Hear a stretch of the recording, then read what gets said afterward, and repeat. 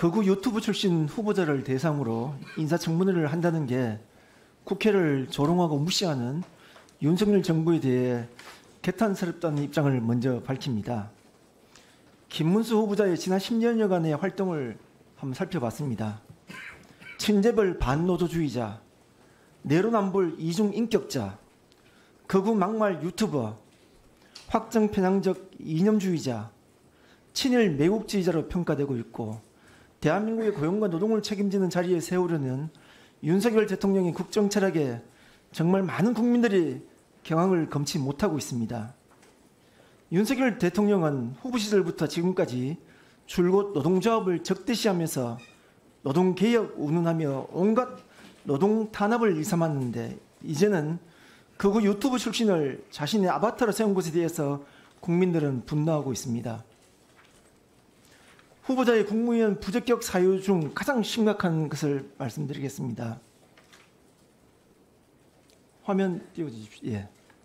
후보자는 박근혜 대통령 탄핵을 지금도 부인하시는지라는 저의 서면 질의에 다음과 같이 답변을 했습니다. 맞습니까? 맞습니다. 후보자는 박근혜 전 대통령에 대한 헌법재판소 탄핵 결정이 있기 훨씬 전부터 최근까지 검찰 기소부터 탄핵 결정까지 모두를 인정할 수 없다고 계속 주장해 왔습니다. 동영상 잠깐 보겠습니다.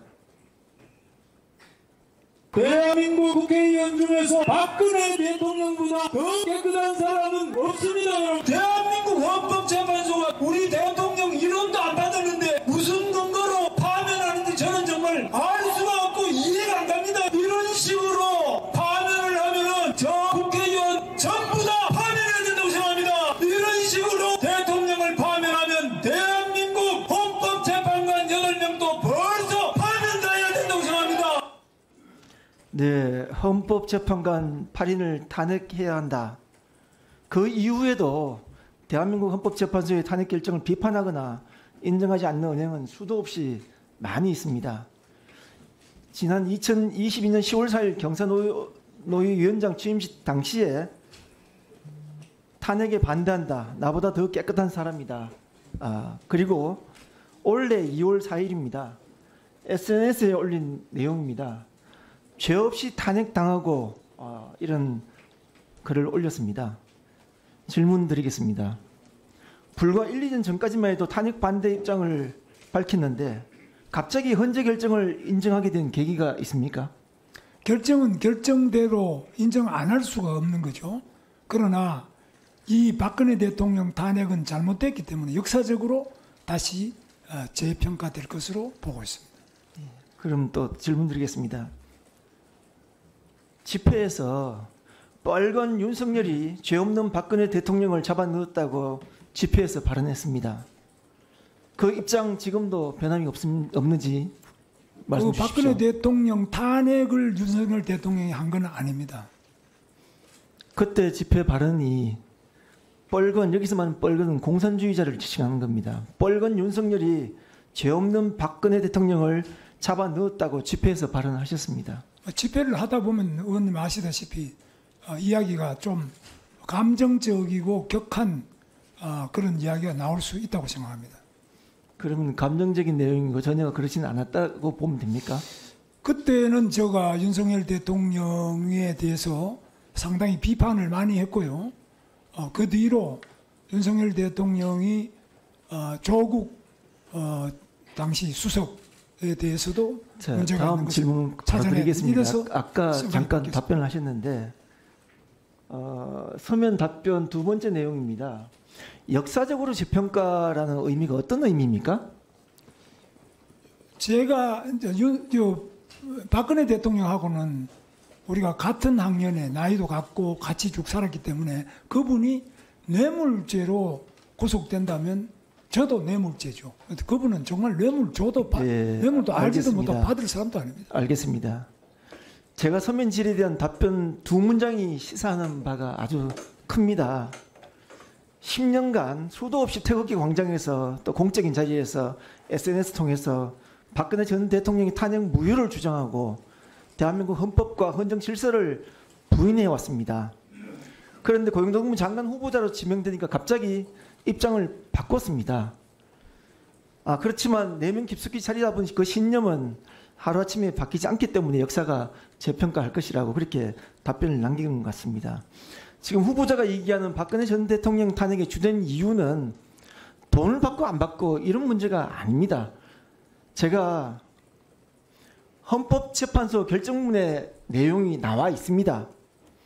비선조직의 국정농단과 대통령의 직권 남용, 정경유착과 같은 정치적 폐습을 청산 등의 이유로 헌법과 법률상에 절대 용납할 수 없는 중대한 범죄 행위이기 때문에 탄핵의 주된 이유가 됐습니다. 그거 아시죠? 뭐 그 점에 대해서는 동의할 수 없습니다. 지금 헌법재판소 결정문에 나와 있는 내용을 동의할 수 없습니까? 헌법재판소 결정문을 다 동의 못한다는 게 아니고 그 방금 의원님께서 말씀하신 부분은 저는 생각이 다릅니다. 그러면 헌법재판소에 나와 있던 여기서 지적했던 여기서 문제가 됐던 이 내용은 후보님이 봤을 때는 동의할 수 없다는 거죠.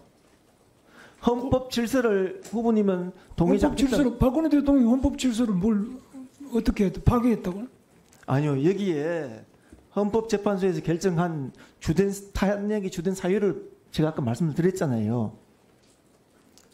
그래갖고 자, 다시 한번 말씀드리겠습니다. 예.